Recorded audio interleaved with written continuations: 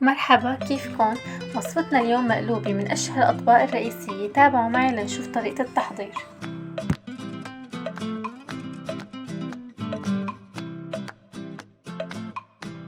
ببدأ بنقع الرز. عندي هون 4 كاسات رز، غسلتهم ونقعتهم بمي وبتركهم ساعة.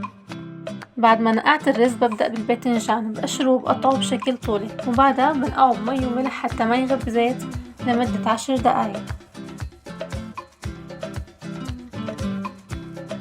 صفيهم من المي والملح وبقليهم، وبعد ما يتحمروا من الوجهين بنقعهم بمية اللحمة اللي أنا سالقتها ومجهزتها قبل بوقت حتى تاخد لون الباذنجان.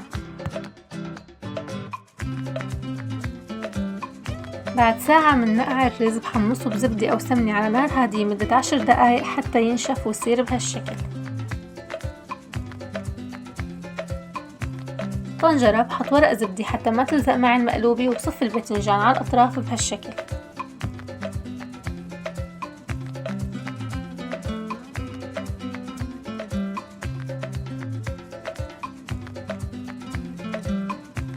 فوق الباذنجان بنزل الرز، وبعدها بضيف اللحمة والمي. لكل كاس رز كاس ونص من مية اللحمة والملح، وبهدي النار على الآخر وبغطيها لتنشف.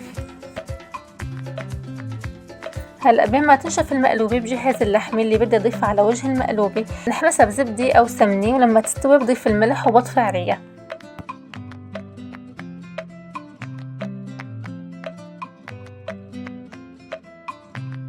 هلأ اجا وقت قلب المقلوبة. بعد ما قلبها تطلع معي بهالشكل الشهي بوزع عليها اللحمة الناعمة واللوز المحمص.